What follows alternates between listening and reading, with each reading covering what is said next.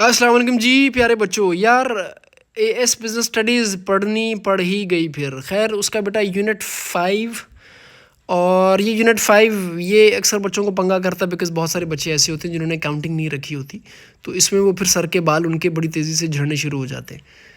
बहरहाल यूनिट 5 का बेटा पहला चैप्टर है 29। इसका पार्ट 1 मैं पीछे कर चुका हूँ, उसकी वीडियो ढूंढो और उसके बाद पहले वो बेसिक समझो, फिर आ जाओ इस पे। और अगर पहले इस पे छलांग लगा रहे हो तो ठीक है भाई, तुम्हारी मर्ज़ी है, मेरा क्या जाता है।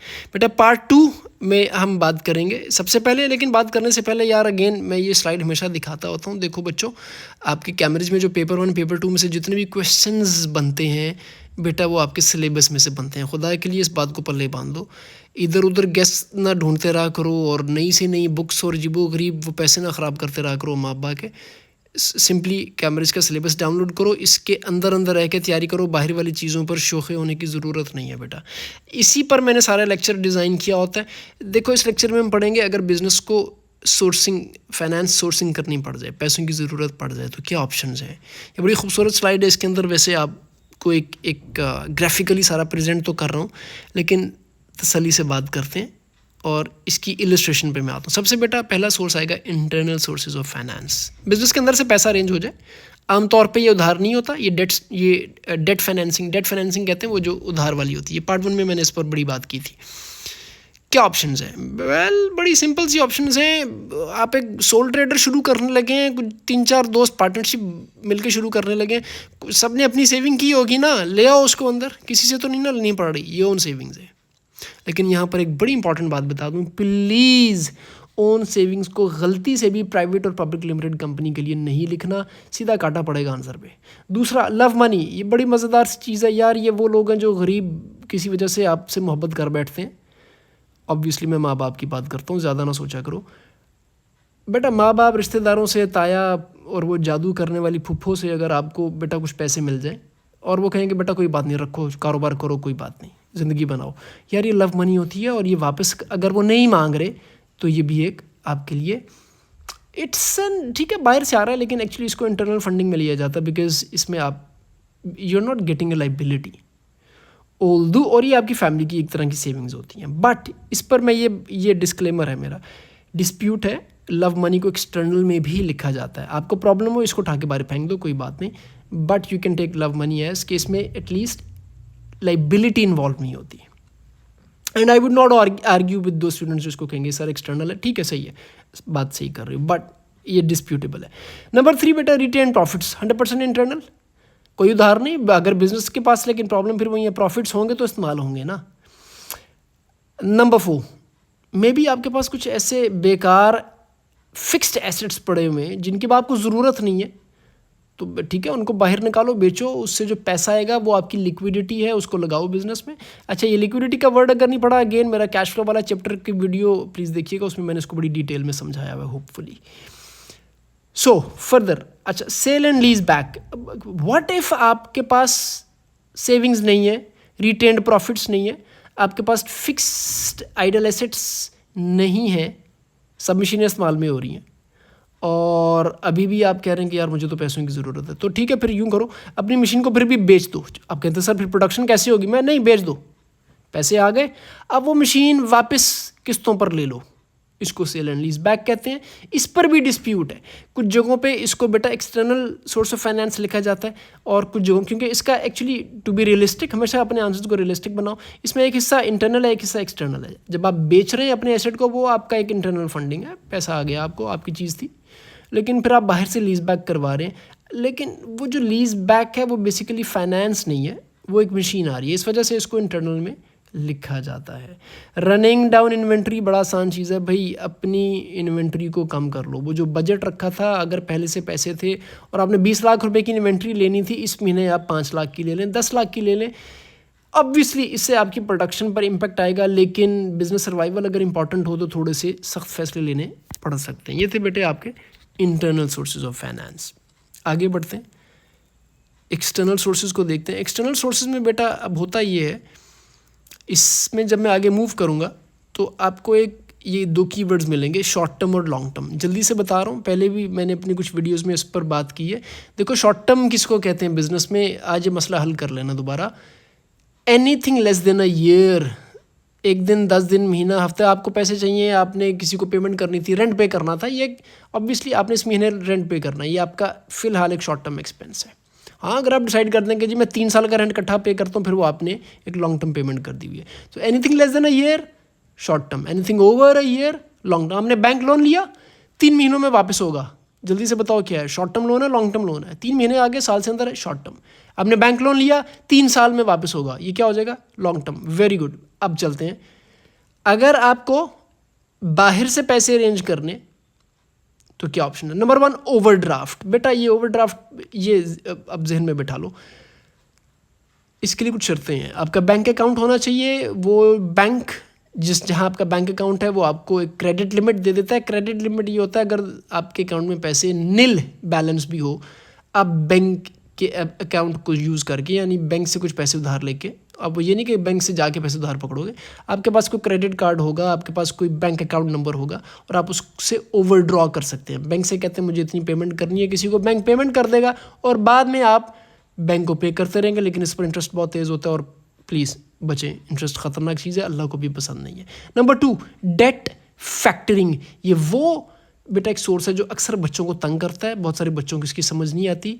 कोशिश करना बात को तसल्ली और ठंडे दिमाग से सुन लो और समझ लो। देखो होता क्या है, आपका बिजनेस है और आपने कुछ चीज़ें उधार बेच दी, कस्टमर पर एहसान कर दिया कि जाओ आधी पेमेंट करो, आधी बाद में दे देना, तो ये आपका एक डेटर बन गया, यहाँ से ये डेट कवर्ड है, तो वो क्या बन गया, डेटर। डेटर को अकाउंट्स रिसीवेबल भी कहते हैं, जिसने पेमेंट्स आपको, अब बात होगी जी 10 दिन बाद क्लाइंट आपको पे कर देगा। 10 दिन गुजरते, क्लाइंट को आप फ़ोन करते हैं, कहते हैं सर मैं पे करना था लेकिन अभी मेरे पास अभी भी कैश नहीं है। आप कहते हैं अभी मुझे तो ज़रूरत है, मुझे फ़ौरन चाहिए, मैंने 10 दिन का वादा आपसे लिया था और मैंने आगे पेमेंट करनी है। अब यहाँ एक मसला बन गया, क्लाइंट बैड डेट नहीं बना आपका।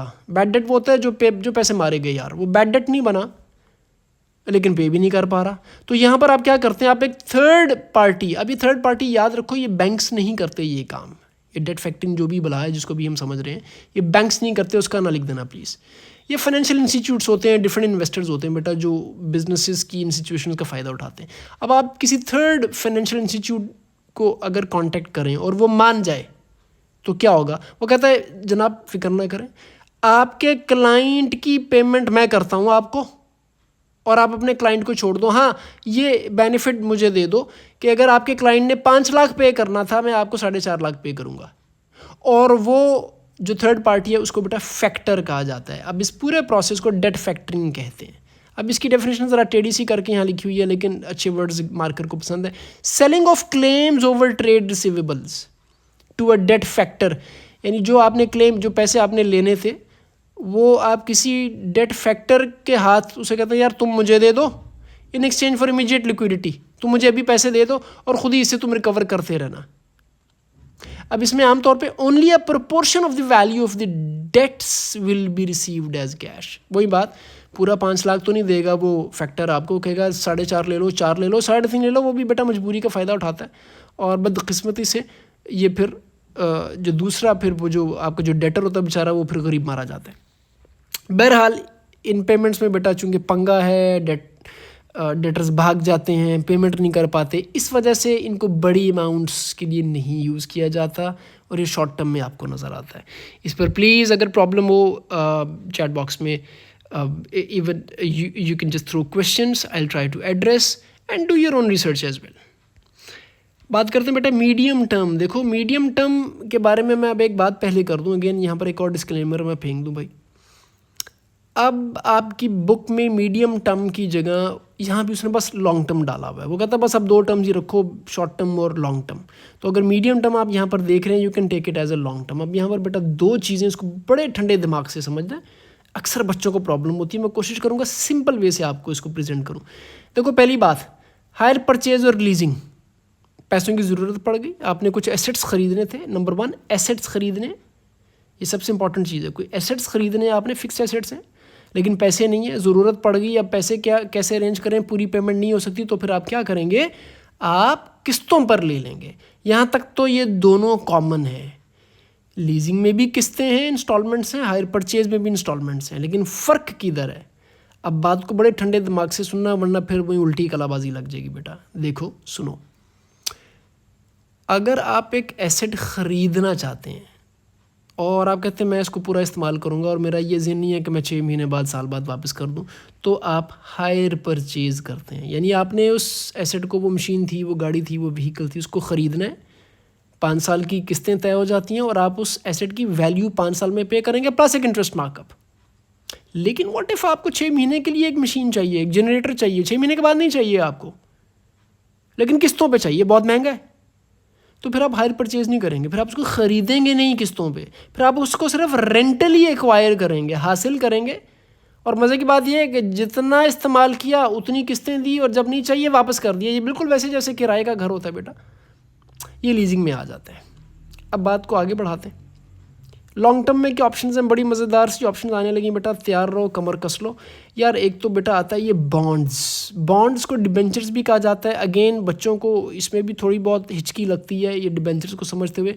बात को कोशिश करूँगा बेटा आराम से और प्यार से समझाने की, ध्यान आपका चाहिए। देखें होता क्या है। पहली बात, आप 2 कंडीशंस लिख लो यहाँ पर। पहली कंडीशन तो ये है, ये एक डेट फाइनेंस है, इसमें भी आप उधार अरेंज करते हैं, पहली कंडीशन ये आती है। नंबर 2, दूसरी जो ओरिजिनल कंडीशन है वो ये है बेटा, ये सिर्फ पब्लिक लिमिटेड कंपनीज इस्तेमाल करती हैं। Soul trader partnerships private limited के लिए गलती से भी इसको लिख दिया तो काटा पड़ेगा सीधा। Public limited companies can issue bonds, debentures, एक ही बात है, जो भी नाम ले लो। होता क्या है यार, बड़ा सादा सा तरीका है। देखो अगर आप लोगों की पब्लिक लिमिटेड कंपनी हो तो आप क्या करेंगे, पैसों की ज़रूरत पड़ेगी, बैंक लोन लेने गए, बहुत बड़ा इंटरेस्ट रेट था, भागे आए वापस। शेयर्स बेचने का सोचा, पहले बड़े शेयर्स दे दिए, कंपनी टेक ओवर हो जाएगी, ये भी बंद कर दिया, ये भी ऑप्शन नहीं चलती, तो फिर क्या रह गया? फिर एक ही ऑप्शन है बेटा डिबेंचर की। क्या करोगे? देखो एक सर्टिफिकेट बनाओगे, वो जैसे आप लोग कुछ उल्टी सीधी जब वो बेटा वो कुछ कारनामा करते हैं और स्कूल वाले आपको सर्टिफिकेट दे देते हैं कुछ में भी अचीवमेंट्स के वट एवर, बिल्कुल वैसा सर्टिफिकेट होता है, सादा सा एक सर्टिफिकेट होता है, उस पर उस कंपनी का बेटा स्टैंप सील साइन किए होते हैं और एक वैल्यू लिखी होती है। 3 लाख, 3 मिलियन, 3 बिलियन, जो मर्जी लिख दो, कंपनी ने खुद बनाना होता है, खुद प्रिंट करवाती है, खुद वैल्यू लिख देते हैं और इसको बस अखबार में इश्तेहार दे देते हैं कि भाई हमारी फ़लाँ कंपनी पब्लिक लिमिटेड कंपनी है और ये हमारा एक बॉन्ड है, हम बेचना चाहते हैं। अगर कोई ख़रीदना चाहता है, कोई इन्वेस्टर, कोई और कंपनी, तो प्लीज़ हमारे फ़लाँ हेड ऑफिस में हमसे कांटेक्ट करें। अब हो सकता है कोई इंटरेस्टेड हो, ये सोचता हो, अमेरिका में बहुत चलते हैं लोग, अक्सर अपनी सेविंग्स को डिबेंचर्स के अंदर इन्वेस्ट कर देते हैं कि चलो जी मेरे पास टेस्ला का डिबेंचर है, मेरे पास सोनी का डिबेंचर है। ये क्या होता है फिर, अब अगर कोई इंटरेस्टेड हुआ आपका ये सर्टिफिकेट ख़रीदने में, वो आपके ऑफिस आता है और कहता है ये लो पकड़ो भैया, 3 मिलियन डॉलर या रुपये जो भी हैं पकड़ो और साइन कर लो, मेरे साथ कॉन्ट्रैक्ट कर लो कि। अब आप कहते हैं वाह बड़ी खुशी हुई आपको देख के, आप हमारे डिबेंचर होल्डर हैं, शुक्रिया आपने पे कर दिया, हम 3 साल बाद आपको ये सारी पेमेंट वापस करेंगे प्लस आपको इस पर एक परसेंटेज मार्कअप भी देंगे। तो इस लालच में बेटा वो डिबेंचर आपका बिक सकता है। इसमें शेयर्स नहीं जाते, इसमें ओनरशिप नहीं जाती, इसमें बैंक लोन से भी आप बच जाते हैं और आप अपनी मर्ज़ी की कंडीशंस के ऊपर एक फाइनेंस अरेंज कर सकते हैं। इसके बाद बेटा आप देखें नीचे मैंने राइट्स इशू लिखा हुआ है। राइट्स का वर्ड अगर उतार दो और इशू भी उतार दो तो यहाँ पर सिंपली आप शेयर्स भी लिख सकते हैं। शेयर्स क्या होते हैं?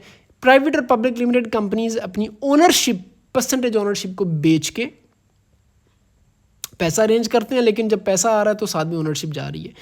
अच्छा, यहाँ पर जब ये शेयर्स बेचे जाते हैं तो इसमें राइट्स इशू जो है ना, वैसे सही अगर मैं बात बेटा आपके सामने करूँ तो राइट्स इशू एक ख़ास किस्म का शेयर होता है जो कंपनी डिसाइड करती है कि यार नए नए पार्टनर्स नहीं ऐड करने, नए नए शेयर होल्डर्स नहीं बनाने, यूँ करो जो एग्जिस्टिंग शेयर होल्डर्स हैं उनको ही थोड़ा मुनासिब कुछ डिस्काउंट करके कोई हमसे शेयर्स और ख़रीद लो और हमें प्लीज़ पे कर दो, तो इसको राइट्स इशू कहेंगे। आप इसकी जगह सिंपली शेयर्स भी अपने आंसर में लिख सकते हैं। और शेयर्स को अगर हम इंडिपेंडेंटली देखें इस वर्ड को, शेयर्स, ये सिंपली प्राइवेट पब्लिक, जी हाँ, दोनों कंपनीज इशू कर सकते हैं। लेकिन शर्त याद रखिएगा, प्राइवेट लिमिटेड कंपनी बेटा शेयर्स सिर्फ फैमिली और फ्रेंड्स में इशू कर सकती है। Public limited company stock exchange में मार्केट से लोगों के साथ ट्रेड कर सकती है शेयर्स को। फिर एक और बड़ी ख़तरनाक सी बेटा कीवर्ड है यहाँ पर, वेंचर कैपिटल। देखो यहाँ पर फिर 2-3 बातें समझ लो। कुछ बिजनेसेस ऐसे होते हैं उनकी फाइनेंशियल कंडीशन अच्छी नहीं होती, उनके पास फाइनेंसिंग नहीं होती, उनकी नेचर ऐसी होती है सोल ट्रेडर और पार्टनरशिप्स होने की वजह से कि बैंक्स उनको बेटा ज़्यादा लिफ्ट नहीं करवाता, क्योंकि बैंक हमेशा बड़ी मछली के पीछे भागते हैं। अब ये कहाँ से अपने प्रोजेक्ट्स को इन्वेस्ट करें और क्या करें? तो यहाँ पर क्या होता है, again other than banks, other than governments, कुछ ऐसे इन्वेस्टर्स होते हैं जो इस ताक में बैठे होते हैं कि कोई आए और फंसे। क्या मतलब है, फॉर एग्जांपल आप एक नए एंटरप्रेन्योर हैं, आपने नया नया बिजनेस किया लेकिन आइडिया बड़ा ज़बरदस्त है आपके पास, आपको कैंसर का इलाज मिल गया और आप एक केमिस्ट थे और आपने कहा यार I can develop a treatment, लेकिन मुझे उसके लिए बड़ी सी लैब चाहिए, मुझे उसके लिए एक अच्छा खासा इन्वेस्टमेंट चाहिए।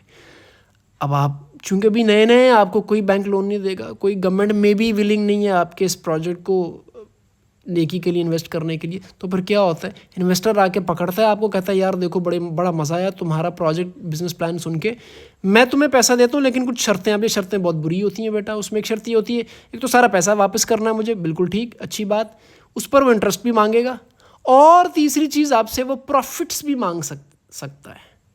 यानी अजीबो गरीब सी इन्वेस्टमेंट कर रहा है वो, लोन भी है और इन्वेस्टमेंट भी है, दोनों चीज़ें इकट्ठी हो रही होती हैं, उसकी मर्ज़ी की टर्म्स एंड कंडीशंस होती हैं, और आप चूँकि मजबूरी में आपके पास और कोई ऑप्शन नहीं होती तो आप अगर कर जाएं तो ये एडवेंचर से वेंचर है यार कि चलो, लेकिन इसमें उसका भी रिस्क होता है, इसलिए इसका रिस्क कैपिटल भी कहते हैं। हो सकता है आपका वो फार्मूला 2 3 4 5 साल लगाने के बाद भी ना बने, तो इसमें ये रिस्क होते हैं, इसलिए इसको बेटा वेंचर कैपिटल कहते हैं। बड़ा इंटरेस्टिंग है, पेपर में बड़ा पॉपुलर है, इसको अच्छी तरह याद कीजिएगा।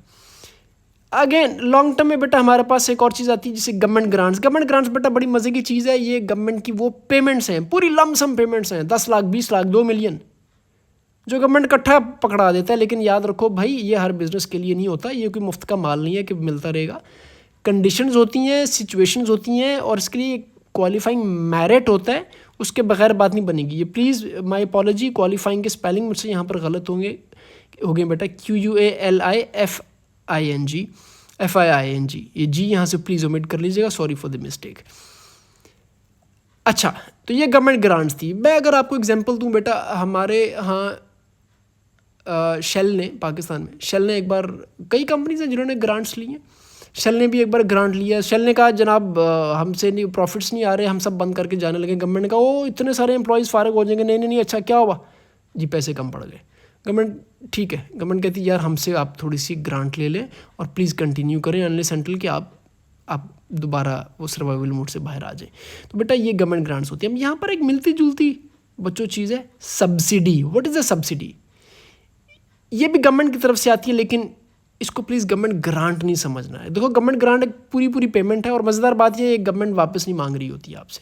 सब्सिडी क्या होता है, अगर गवर्नमेंट नहीं चाहती कि वो पूरी पेमेंट ना करे, कोई बड़ी पेमेंट ना करे, तो गवर्नमेंट आपको पर यूनिट पेमेंट असाइन कर सकती है। अब आप कहेंगे सर ये क्या होता है? देखो ये ऐसे होता है, फॉर एग्जांपल आपने पेट्रोल पंप बना लिया और गवर्नमेंट चाहती है कि आप पेट्रोल को मुनासिब कीमत पे बेचें। गवर्नमेंट ने रेट्स नीचे कर दिए, आप कहते हैं जी मैं तो बंद कर दूंगा, मुझे तो लॉस हो रहा है इसमें। गवर्नमेंट कहती है नहीं फिक्र नहीं करो, हर लीटर जो तुम बेचोगे उसमें 20 रुपये हम तुम्हें देंगे। तो हर महीने बाद आप अपनी पूरी वो रिसिप्ट उठा के गवर्नमेंट के ऑफिस में जाएंगे, आप रिसिप्ट जमा करवाएंगे और आपको उसकी कैलकुलेशन पर जो पर लीटर 20 रुपीज़ है वो आपको मिल जाएगा। इसमें बेसिक मोटिव ये होता है गवर्नमेंट का कि बिजनेसेस को और सर्टन प्रोडक्ट्स को, उनकी ट्रांजैक्शन ट्रेड को बढ़ाया जाए और लोगों को ख़रीदना आसान कर दिया जाए उनके लिए। फर्दर बेटा जब हम आगे बढ़ते हैं, ये चैप्टर बड़ा होता जा रहा है लेकिन अगेन करीब हैं इसको ख़त्म करने के। ये सब कीवर्ड्स बेटा बहुत इंपॉर्टेंट है। देखो लॉन्ग टर्म के अंदर एक और ऑप्शन आती है क्राउड फंडिंग। देखो अगर मैं आपसे पूछूं शौकत खानम कैसे बना था बेटा, लोगों से डोनेशंस लेके, तो वो क्या था? Crowd funding. क्राउड फंडिंग के लिए याद रखें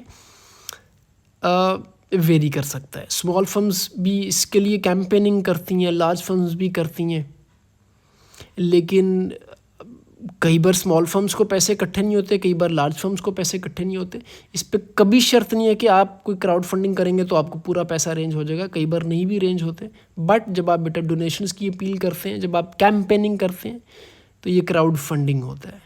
ज़रूरी नहीं आपकी सारी ज़रूरत पूरी हो जाए, it may not allow you to get all the funding and it may get you even surplus. फिर इसमें एक प्रॉब्लम ये भी आती है, कई बार लोग नहीं पसंद करते बिजनेसेस को देना। कभी जाओ चैरिटी हो तो समझ आता है तुम्हें हम क्यों दें, फिर कुछ ना कुछ आपको सोशल एंटरप्राइज वाला एलिमेंट यानी कुछ ऐसा दिखाना पड़ता है कि जी I would be spending 10% back to the society, जिससे कुछ ना कुछ सिंपैथी तो लेनी पड़ेगी। वरना पाकिस्तान में अनफॉर्चुनेटली ये ट्रेंड है कि कोई खैरात मांगने आता है चैरिटी, वो तो बेटा लोग देते हैं, लेकिन अगर कोई कहे जी मैं बिज़नेस करना चाह रहा हूँ प्लीज़ मुझे फ़ंड कर दे, तो सब कहेंगे चल भाग जा तू अपने प्रॉफिट्स के लिए। लेकिन ये ज़्यादा बड़ी नेकी होगी, बिकॉज वो बिज़नेस करके इंडिपेंडेंट हो जाएगा, कल को और फैमिलीज़ को सपोर्ट कर सकेगा। बट बेटा अगेन क्राउड फंडिंग के ये इश्यूज़ हैं, डिफरेंट कंट्रीज़ में डिफरेंट ऑर्गेनाइजेशंस इसको भी यूज़ करती हैं। And finally micro finance, micro छोटे को कहते हैं, फाइनेंस अगेन फाइनेंसिंग फंडिंग।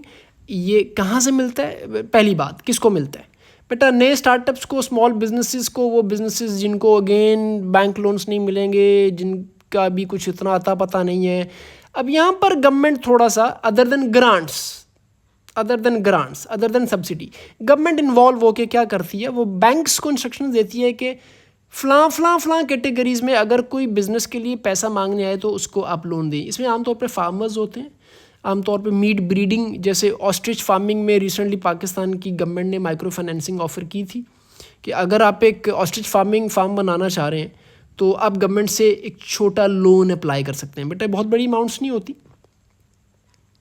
लेकिन अगेन अनफॉर्चुनेटली इनके साथ फिर इंटरेस्ट ट्रांजैक्शन हाई होती है। बाय द वे कुछ प्राइवेट ऑर्गेनाइजेशंस भी इसमें इन्वॉल्व होती जा रही हैं, जिसमें से पाकिस्तान की एक बहुत बड़ा इदारा है अखुवत फाउंडेशन, जो सरप्राइजिंगली इंटरेस्ट फ्री फंडिंग वाकई में करती है। और ये छोटे छोटे इंडिविजुअल्स के प्रोजेक्ट्स को इन्वेस्ट करते हैं। मे बी किसी ने सिलाई मशीन लेनी है, किसी ने कुछ वाटर प्योरीफिकेशन प्लांट छोटा सा लगाना है, किसी ने कोई रिक्शा ख़रीदना है, उसके पास इतनी फंडिंग नहीं है अपने आप को उस स्टार्टअप को फ़ंड करने की, तो यहाँ पर माइक्रो फाइनेंसिंग ऑफ़र की जाती है।